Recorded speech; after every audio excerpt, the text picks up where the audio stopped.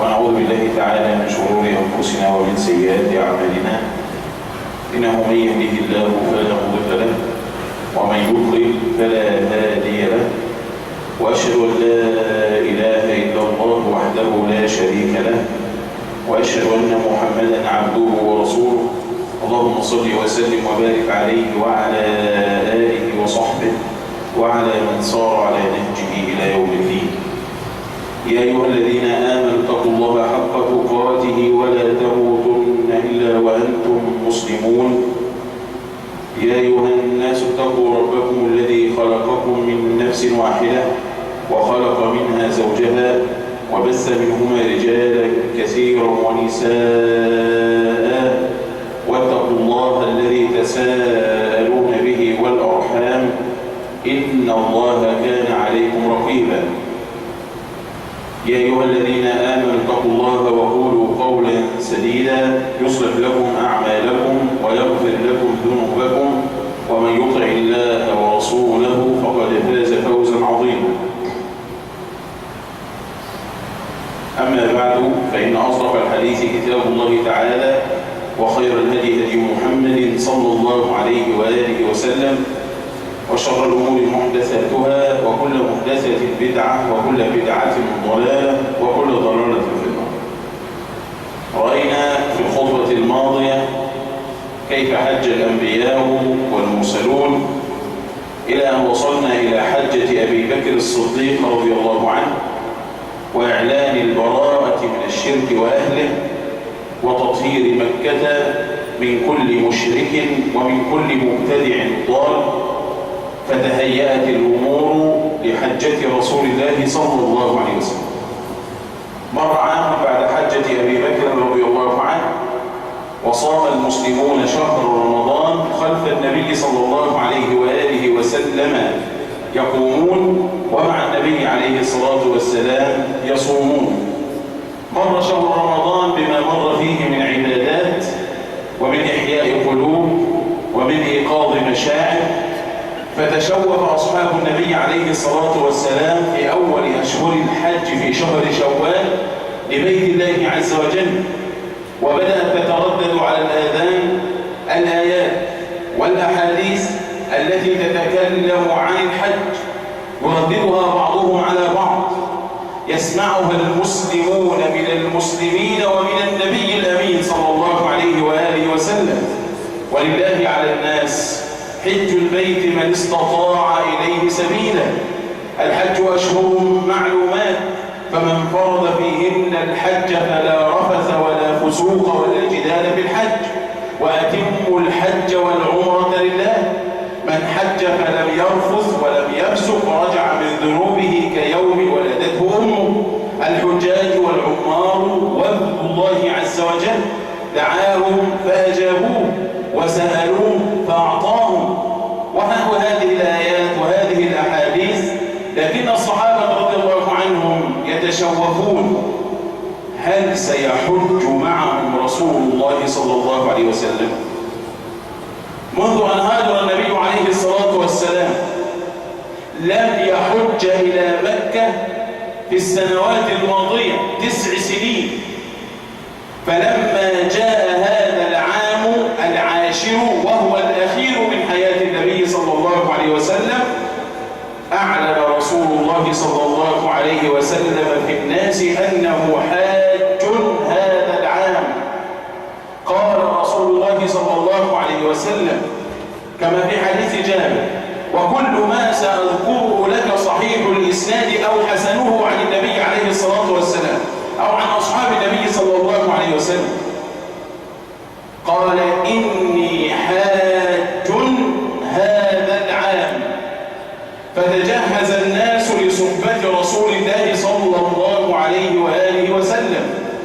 تجهز أهل المدينة وتجهز من حول المدينة، وما من رجل ولا امرأة بلغه أن النبي عليه الصلاة والسلام سيخرج في هذا العام قائدا للمسلمين، إماما للغر المحجلين إلى بيت الله عز وجل، إلا وجاء إلى النبي وإلى مدينة النبي صلى الله عليه وسلم إلا أن يكون له عذر. تدارك الناس واجتمع بشر كثير لا يحصي عددهم إلا الله.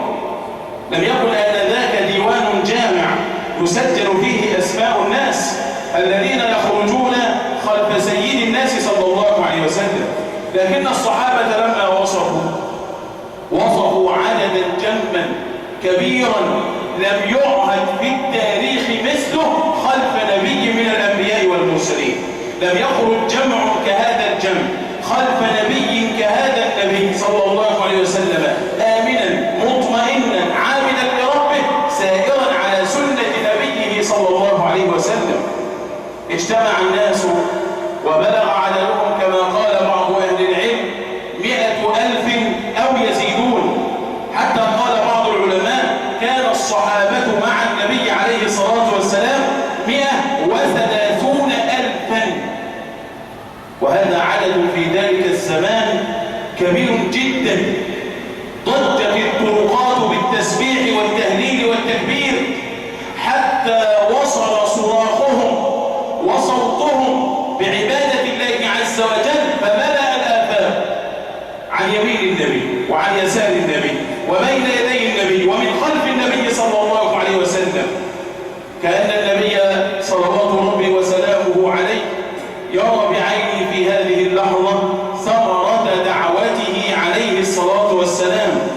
قدم الناس يريدون أن يأتموا برسول الله، يقتدوا بالنبي. لقد كان لكم في رسول الله أسوة حسنة لمن كان يرجو الله واليوم الآخر. تعلموا من النبي عليه الصلاة والسلام كيف يعبدون الله عز وجل، تعلموا من النبي كيف يوحدون الله عز وجل، تعلموا من النبي كيف يصلون وكيف يصومون. أخذوا هذا من النبي قولا وعملا، ولم يبق إلا الحج علمهم إياه رسول الله بقوله، ويبقى أن يتعلموه من النبي بعمله صلوات ربي وسلامه عليه. إذ عمله كله حق وقوله كله صدق صلى الله عليه وسلم. اجتمع الناس في مدينة النبي عليه الصلاة والسلام فخطب رسول الله صلى الله عليه وسلم في الناس يعلمهم أشياء من مناسك الحج. ولعل هذه الخطبة كانت خطبة الجمعة. النبي عليه الصلاة والسلام خرج يوم السبت بعد الظهر من مدينته ل5 بقين من ذي القعدة، فلعل هذه الخطبة كانت في يوم الجمعة السابق على يوم الخروج إلى مكة. فانظر ماذا قال رسول الله صلى الله عليه وسلم: وإن حرمت أن تكون هناك بجسدك فلا تحرم أن تكون مع النبي صلى الله عليه وسلم بقلبك وسمعك.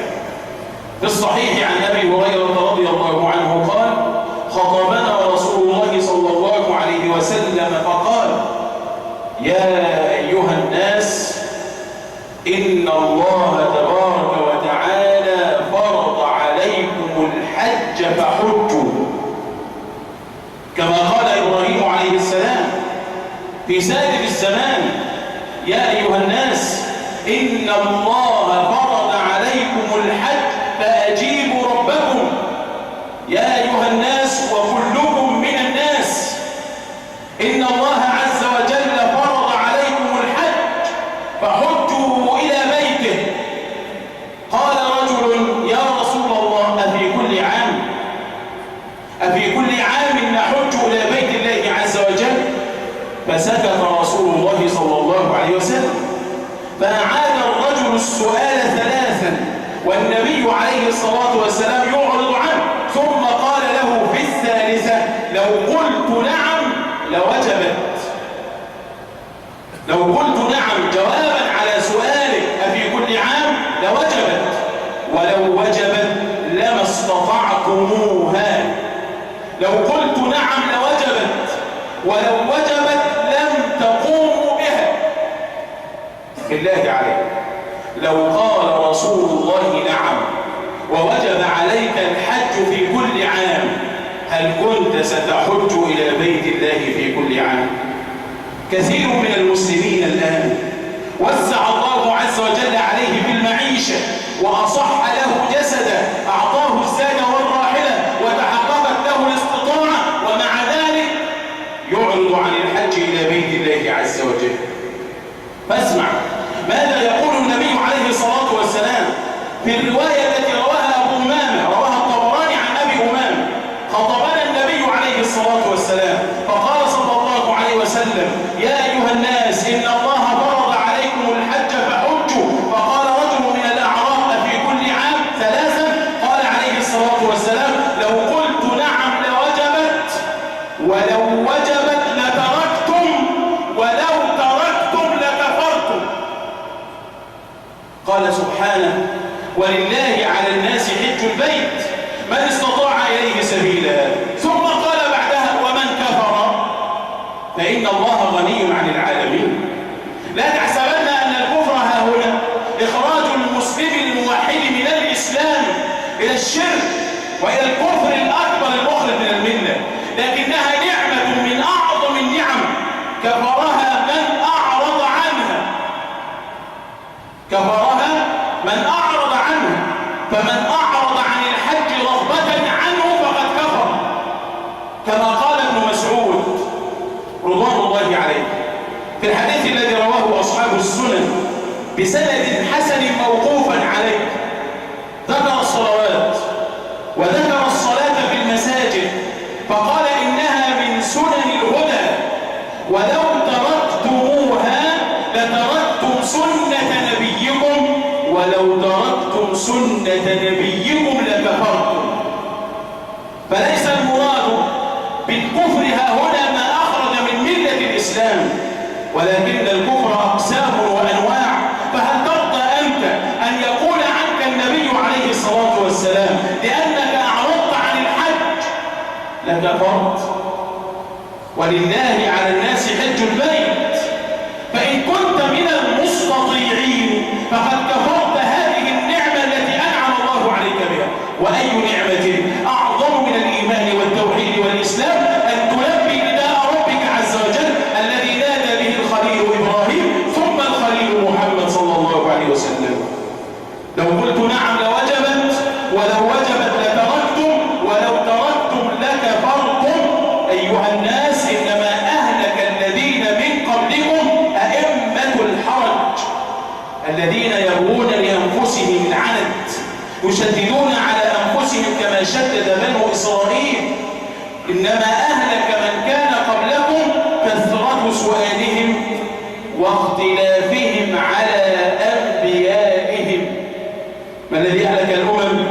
أنهم خالفوا أنبياءهم. فلو خالفت الأمة نبيها عليه الصلاة والسلام لعاقبها رب العالمين، كما روى الإمام الترمذي وأحمد بسند صحيح عن أبي بكر رضي الله عنه قال: قال رسول الله: إن أمتي إذا رأت المنكر فلم يغيروه أوشك الله أن يعمهم بعقاب.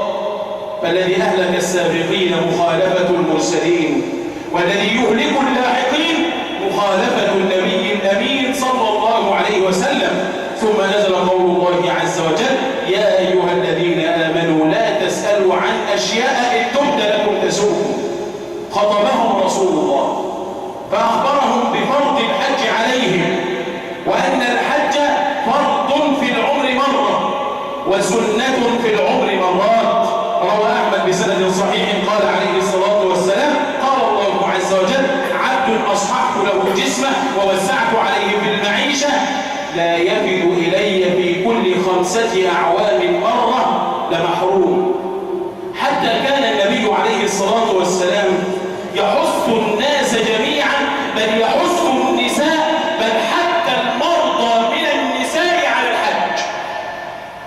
عن عائشة رضي الله عنها كما في صحيح البخاري قالت: دخل رسول الله صلى الله عليه وسلم على ضباعة بنت الزبير بنت عم النبي عليه الصلاة والسلام. الزبير ابن عبد المطلب، ابنته ضباعة دخل عليها النبي عليه الصلاة والسلام في هذه الأيام فقال لها: أما تريدين الحج؟ هل أردت الحج معنا؟ فقالت: يا رسول الله إني امرأة ثقيلة ولا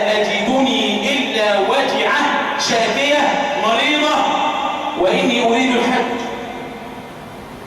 امرأة ثقيلة البدن عليلة الجسم تريد أن تحج إلى بيت الله عز وجل، تقول فماذا تأمرني يا رسول الله؟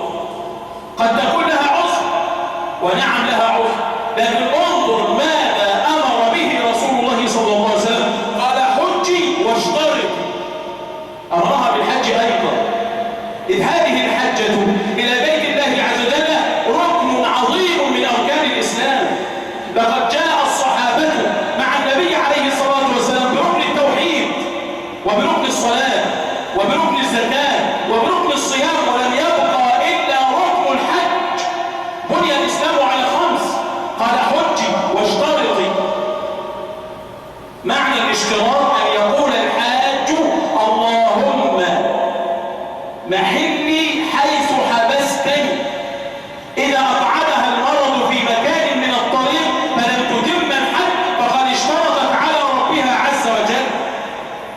فخرجت المرأة وجعة شاكية خلف النبي عليه الصلاة والسلام واشترطت على ربها. قال ابن عباس فأدركت الحج، أدركت الحج مع النبي صلى الله عليه وسلم، فهي بشرى. وروى الإمام ابن خزيمة بإسناد حسن عن ابن عباس قال قالت امرأة لزوجها لما أمر رسول الله الناس بالخروج لحجة الوداع: يا فلان حجني مع رسول الله صلى الله عليه وسلم، يا فلان أريد أن أحج إلى بيت الله الحرام. قال ليس عندي ما تحجين عليه. قالت حجني على ناضحك. الناضح الناقة التي يحمل عليها الماء. قال إنما أعتقبه أنا وولدك. هذه الناقة أحج عليها أنا والولد، كل منا يركب حينا ويسير على قدميه حينا. قالت فحجني على جملك فلان، وكان من عادة العرب يسمون الإبل. فقال هذا احتبسته في سبيل الله عز وجل. قالت فبع تمرة، بع الطعام. التمر عند العرب هو قوت السنة، فالمرأة تقول بع الطعام حتى أحج إلى بيت الله الحرام. قال إنما هو قوتي وقوت الولد. فأمرته أن يأتي رسول الله صلى الله عليه وسلم. قالت سلي رسول الله عليه الصلاة والسلام. فانطلق الرجل إلى النبي فأخبر الرجل النبي بما كان، فضحك رسول الله تعجبا من حرص المرأة الفقيرة على الحج إلى بيت الله عز وجل. فقال يا رسول الله تسأله ما يعمل الحجة معك؟ هل تريد أنت أن تأخذ أجر الحج مع النبي عليه الصلاة والسلام؟ يا رسول الله تسأله، لا تستطيع هي الآن الخروج، فما الذي يعدل الحجة معك؟ قال عليه الصلاة والسلام عمرة في رمضان تعدل حجة معي، حج مع النبي صلى الله عليه وسلم. انشغل أهل المدينة، منهم من يتجهز، منهم من يعد الزاد، منهم من يبحث عن ناقته، منهم من يبحث عن طعامه، منهم من يخرج ماشيا، ومنهم من يركب أحيانا ويمشي أحيانا، يأتمون برسول الله صلى الله عليه وسلم. فأراد النبي عليه الصلاة والسلام أن يعلمهم مواقيت الإحرام. المواقيت نوعان: زمنية ومكانية.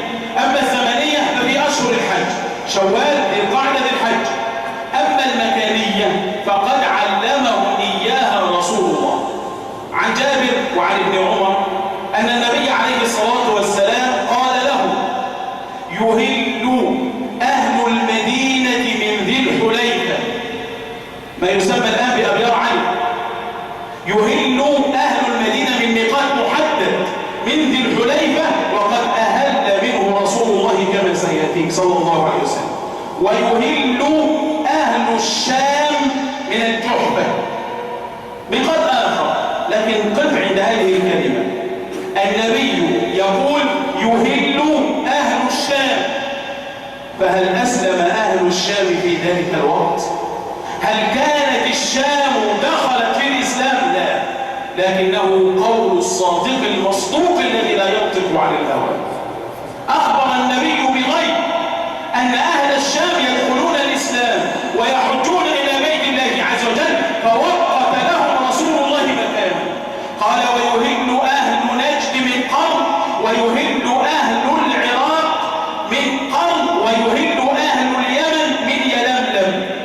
المواقيت وهي الآن معروفة مشهورة، وجل أهل مصر يبدأ بمدينة النبي عليه الصلاة والسلام فيهل من حيث أهل رسول الله صلى الله عليه وسلم، أو يمرون على الميقات وهم في طائراتهم فيخبرون بذلك. الشاهد علمه رسول الله صلى الله عليه وسلم من أين يحجون إلى بيت الله عز وجل، وأين يحرمون إلى بيت الله تبارك وتعالى. قدر الله عز وجل في ذلك الوقت أن يصيب الناس مرض أقعد بعض الناس عن الخروج مع النبي عليه الصلاة والسلام، حبسهم العذر. وبالصحيحين في غزوة تبوك قال عليه الصلاة والسلام: إن خلفنا بالمدينة لرجالا ما سرنا مسيرا ولا قطعنا واديا إلا وهم معنا.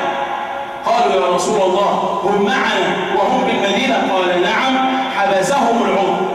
عن أم معقل بنت سنان أنها قالت: لما أمر رسول الله صلى الله عليه وسلم بالحج أصابنا ما شاء الله من المرض، قيل الجدري وقيل الحصبة.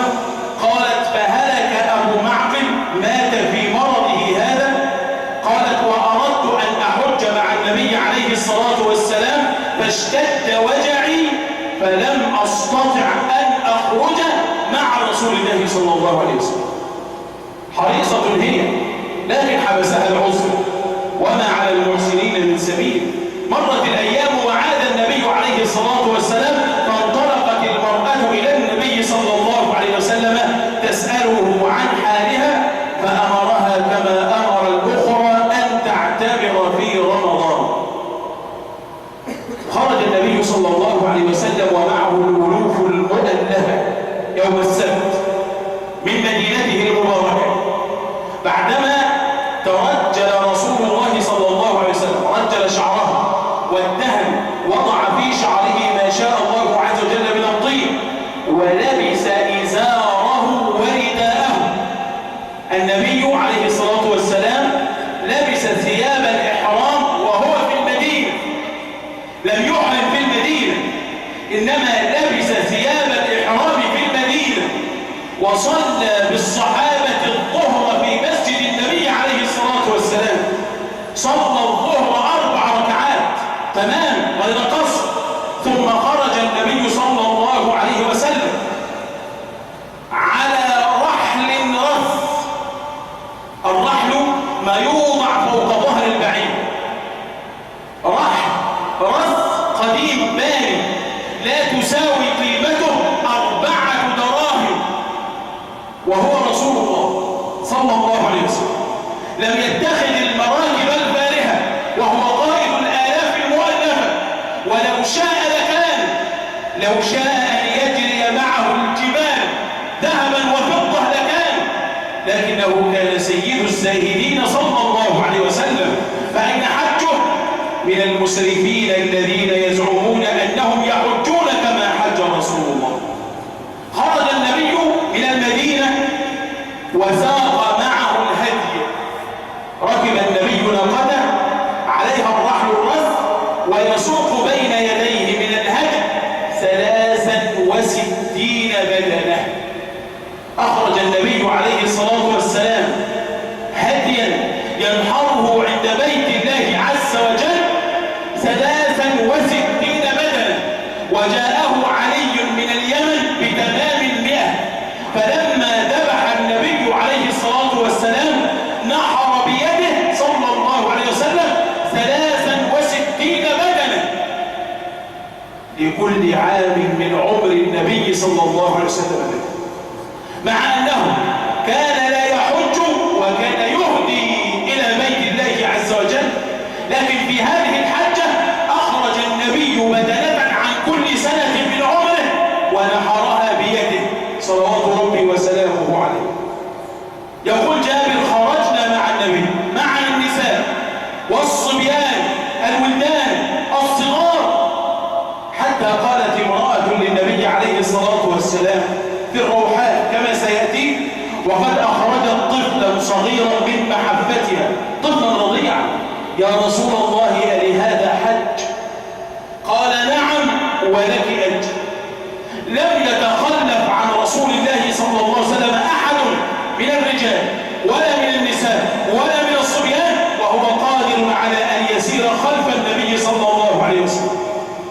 صار النبي عليه الصلاة والسلام من المدينة معه هذا الكوكب البهيج من الصحابة الأبرار الأخيار رضوان الله عليهم حتى وصلوا ذي الحليفة، وهو ما يسمى الآن أبيرعا.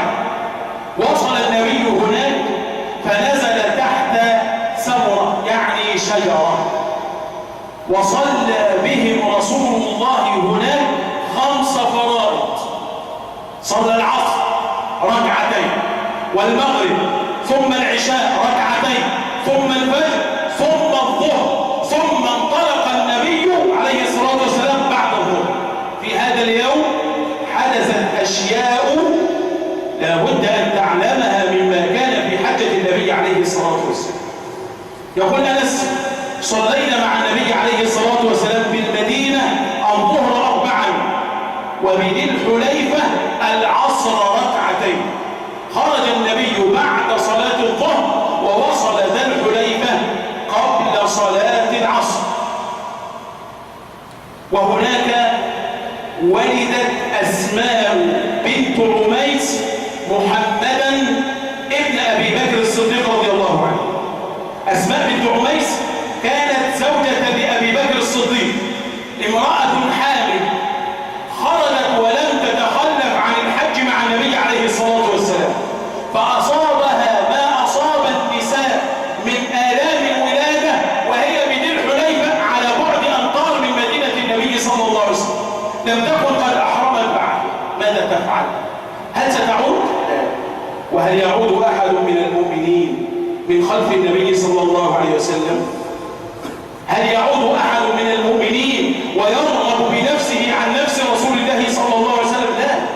أرسلت أبا بكر إلى النبي عليه الصلاة والسلام، فأخبر الصديق النبي صلى الله عليه وسلم، فقال لها رسول الله: اغتسلي واستثفري، ضعي شيئا يمنع الدم، واستثفري وأحرمي، أهلي بالحج وافعلي ما يفعل الحاج، لكن لا تطوفوا بالبيت.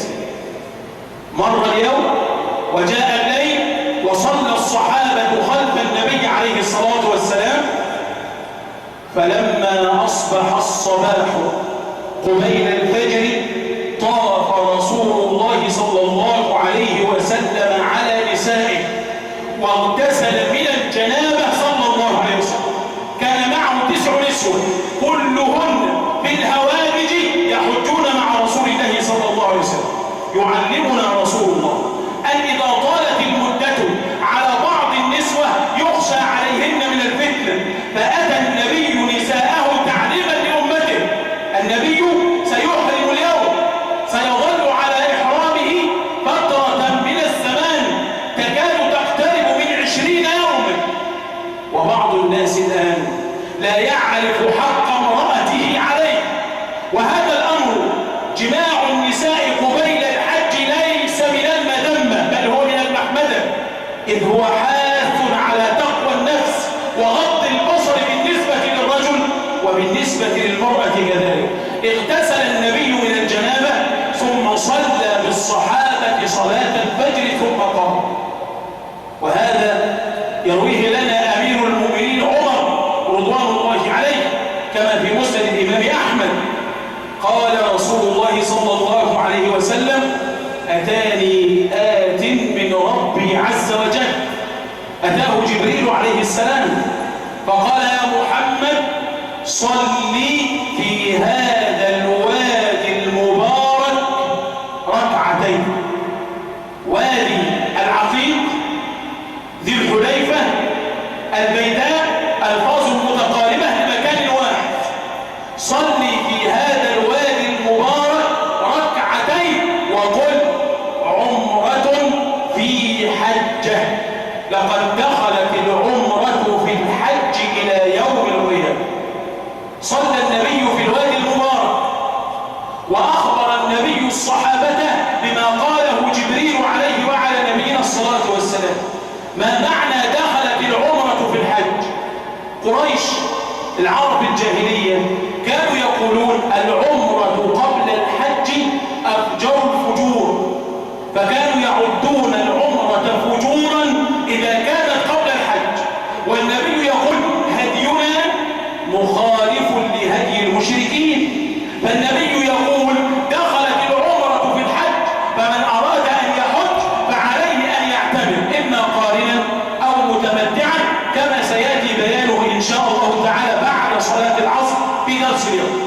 الشاهد وأخبرهم رسول الله صلى الله عليه وسلم بذلك.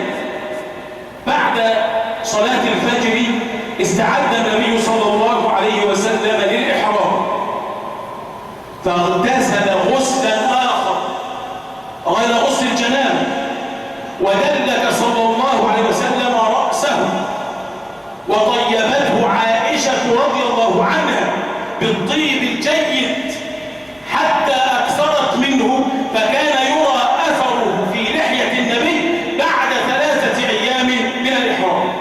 تطيب النبي صلى الله عليه وسلم في رأسه وفي لحيته الشريفة، ثم إنه عليه الصلاة والسلام لبس الإزار والرداء وأمر الناس أن يلبسوا ما لبسه رسول الله، ونهاهم عما لا يحل للمحرمين، فقال: لا تلبسوا القميص ولا السراويل ولا البرانس ولا الخفاف ولا العمامة، ولا يلبس أحدكم الخفين إلا ألا يجد فليلبس نعلين أو يقطع الخفين كالنعلين، إلى آخر محظورات الإحرام. تجهز رسول الله صلى الله عليه وسلم وصلى الظهر بذي الحليفة، ثم أحرم عليه الصلاة والسلام.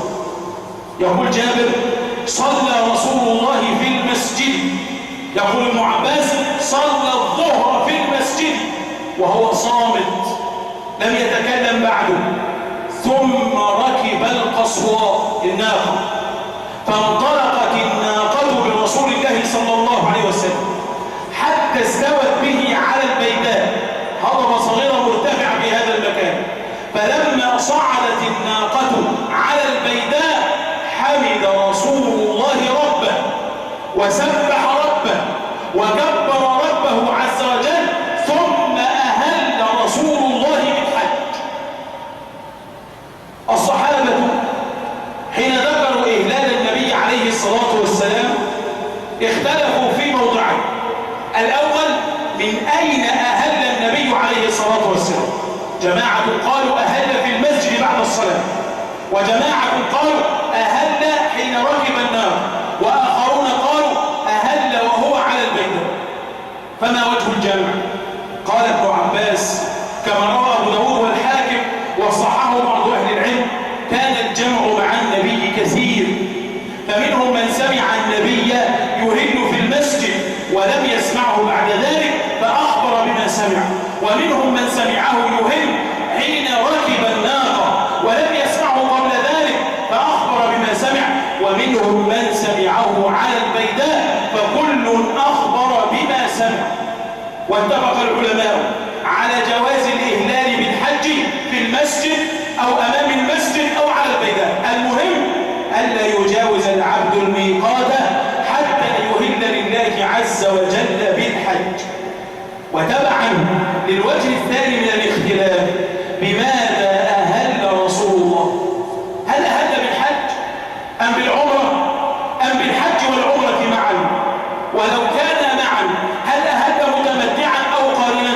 4 أقوال لأهل العلم. الصحيح منها أن رسول الله أهل بالحج والعمرة معا، أهل بهما معا، وقال عمرة في حجة. لكن من الصحابة من سمع قول النبي: لبيك اللهم عمرة، فلبى بعمرة ظنا أن النبي اعتمر فقط ثم يهل بالحج في مكة. ومنهم من سمع لبيك اللهم حجة فأهل بالحج فقط ظنا أن النبي لم يعتمر، وهم ما كانوا يعلمون العمرة في أشهر الحج قبل ذلك. والصحيح ما فعله كثير من المسلمين، أهلوا بالحج والعمرة خلف النبي صلى الله عليه وسلم. هذا تفصيله سيأتي في الدرس إن شاء الله تبارك وتعالى، لكن الشاهد أن النبي عليه الصلاة والسلام أهل. فاسمع ماذا قال سيد المخلصين عليه الصلاة والسلام، يقول: اللهم حجة لا رياء فيها ولا سمعة. أنس يقول: أهل النبي بحج وعمرة. النبي يقول: لا رياء فيها ولا سمعة، لا يريد بها مراءة الناس ولا تسميع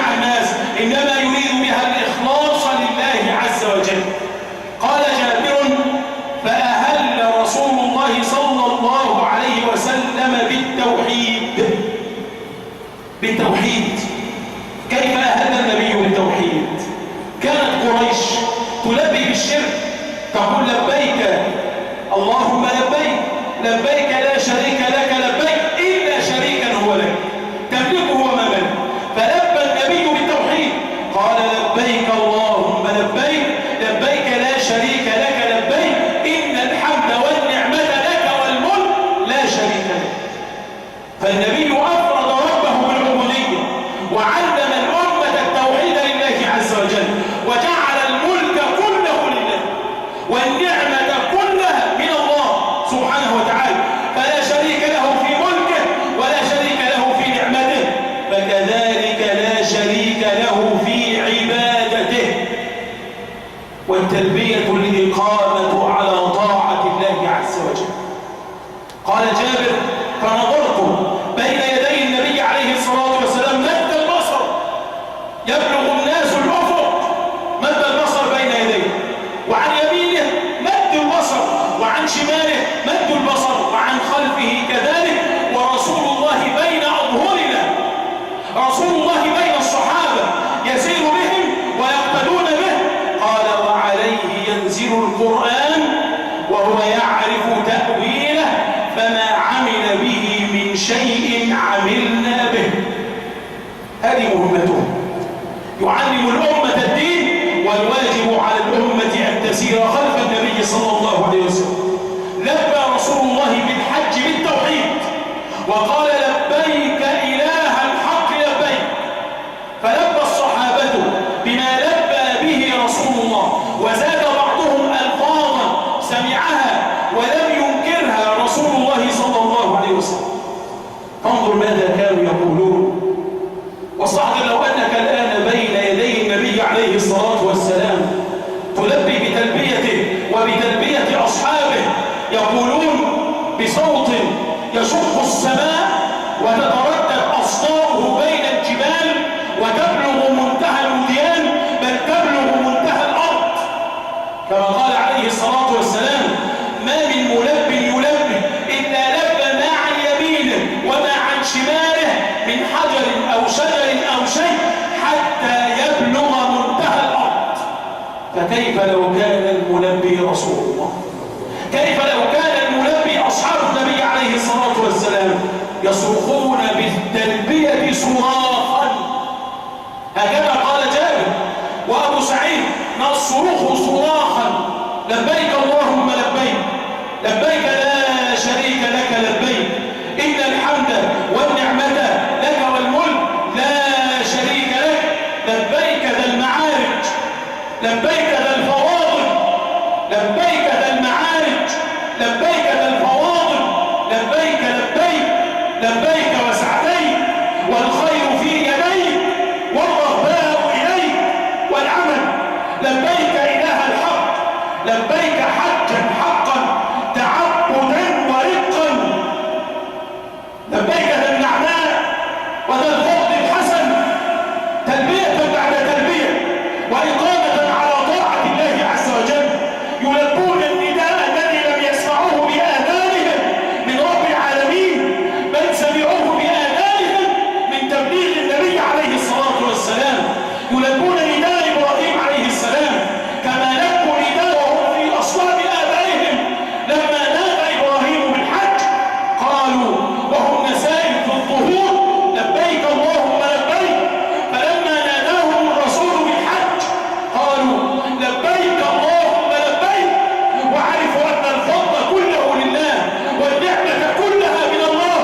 فهل فينا من يلبي نداء الله عز وجل ويقول بقلب صادق لبيك اللهم لبيك لا شريك لك لبيك إن الحمد كله لك والنعمة كلها لك لا شريك لك لبيك إله الحق لبيك وسعديك والخير في يديك الرغباء إليك والعمل. من كان صادقا وحبسه العمر يرجى أن يأخذ الأجر كما حج الصحابة مع النبي بقلوبهم حين حبسهم العذر. أسأل الله عز وجل أن لا يجعل علينا ولا عليكم من سبيل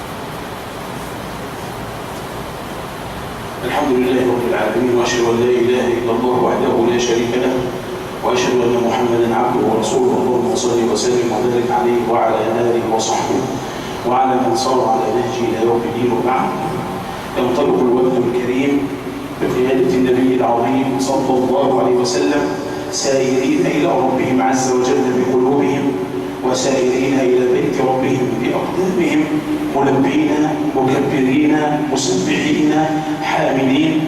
منهم المهل يقول لا إله إلا الله، ومنهم المسبح يقول سبحان الله والحمد لله ولا إله إلا الله والله أكبر، ومنهم من يلبي فلا تنقطع التلبية عنهم. وكيف تنقطع عنهم؟ والنبي صلى الله عليه وسلم يقول: ما من محرم يضحى لله عز وجل يومه يلبي إلا غابت الشمس بذنوبه. غابت الشمس، شمس ذلك اليوم الأول، بذنوبهم، فلم يبقى عليهم ذنب، فكانوا كيوم ولدتهم أمهاتهم. يلبون الله عز وجل بقلوب طاهرة وأعين دامعة، بقلوب صادقة وأجساد خاشعة خلف النبي صلى الله عليه وسلم. يسمعهم رسول الله صلى الله عليه وسلم وهم يلبون، ويلبي رسول الله صلى الله عليه وسلم بتلبيته. فجاءه جبريل عليه السلام. جاء جبريل إلى النبي صلى الله عليه وسلم، قال عليه الصلاة والسلام كما روى أحمد: أتاني جبريل فأمرني أن أعلن بالتلبية، أن أرفع الصوت بالتلبية، وقال: يا محمد كن عجاجا سجاجا. قال عليه الصلاة والسلام: أفضل الحج العج والسج. أما السج فهو نحر الأضاحي، نحر الهدي عند بيت الله عز وجل. وأما العج وهو أفضل الحج فهو رفع الصوت بالتلبية لله عز وجل. يا محمد مر أصحابك أن يرفعوا أصواتهم بالتلبية، فإنها من شعائر الحج، ومن يعظم شعائر الله فإنها من تقوى القلوب. يا محمد مر أصحابك يكون لهم دوي في أفق السماء بالتسبيح والتكبير والتهليل بالتلبية بالتوحيد، فمنع الصحابة الأفق صوتا صراخا بالتلبية، ورفع رسول الله صلى الله عليه وسلم صوته حتى قال بعض التابعين: ما بلغ أصحاب النبي الروحاء حتى بحت أصواتهم، ذهبت أصواتهم من كثرة صراخهم بالتلبية لربهم عز وجل، مع أنهم يعلمون أن ربهم سميعا قريبا مجيبا ليس أصم ولا غائبا، لكن يشهدون الكون كله أنهم لبوا نداء رب العالمين، يسمعون الأرض كلها تلبية المسلمين ليرى العالم كل العالم أصحاب محمد وأمة محمد وهم يفردون الله عز وجل بالعبادة. بحت حلوقهم وعلى الله عز وجل أجرهم، يصلون خلف نبيهم وعلى الله عز وجل أجرهم، يسيرون على أقدامهم وعلى الله عز وجل أجرهم. الحسنة بعشر أمثالها، الخطوة إلى المساجد الخطوة بعشر حسنات وعشر درجات وتكبير عشر خطيئات، فكيف إذا كانت الخطوة إلى بيت الله الحرام خلف النبي عليه الصلاة والسلام؟ لم يمر عليهم يوم حتى بحت أصواتهم بذكر الله عز وجل. والآن كم ترى من المسلمين يحجون ولا يحجون، إنهم حتى في أصواتهم يستكثرونها على رب العالمين. صار الصحابة 8 أيام لم يكفوا عن التلبية، لم يكفوا عن ذكر الله عز وجل، يقومون بالليل ويسيرون بالنهار، في الليل قائمون بآيات الله عز وجل، وفي النهار يذكرون الله تبارك وتعالى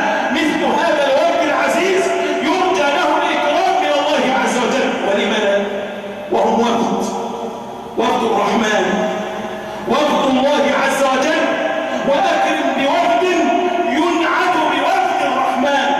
قال عليه الصلاة والسلام: الحجاج والعمار وفد الله، دعاهم فأجابوه. إذا وفد الناس على الملوك تلقتهم الملوك بالإكرام، فكيف بمن يفد على ملك الملوك؟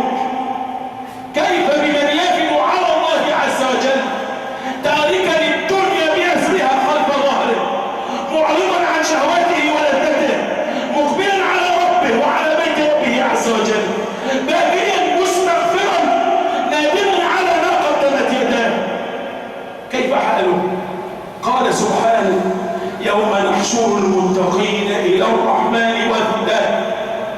قال علي رضي الله عنه: لا والله ما على أرجلهم يمشون، مشوا على أقدامهم في الدنيا فلا يمشون عليها يوم القيامة، إنما يؤتون بنجائب من نجائب الجنة فيركبونها فتنطلق بهم إلى جنات النعيم، إلى رضوان الله عز وجل. صار نبينا عليه الصلاة والسلام من ذي الحليفة يتبعه أصحابه رجالا ونساء وصبيانا يذكرون الله ويقتدون برسول الله، يوحدون الله ويتبعون رسول الله، حتى بلغ النبي وادي الروحاء. ووادي الروحاء سمي بالروحاء لما فيه من ريح طيبة، فنزل رسول الله هنالك ونزل أصحاب النبي في المنزل الثاني في حجة الوداع. فسترى إن شاء الله عز وجل في الخطبة القادمة ماذا كان من أمر النبي وأصحابه في هذا المكان، وماذا أجرى رب العالمين على يدي نبيه صلى الله عليه وسلم من المعجزات أمام 100,000 أو يزيدون. عباد الله، لسنا نذكر حجة الوداع للقص ولا للحكاية، إنما لأن النبي هو موضوع القدوة والأسوة صلى الله عليه وسلم. فإذا حرمت أن تراه بعينك فانظر الآن في سنته، ترى وصف أفعاله وشمائله وأخلاقه. فإن كنت كما كانوا سائرين عليها كنت من أصحابه عليه الصلاة والسلام.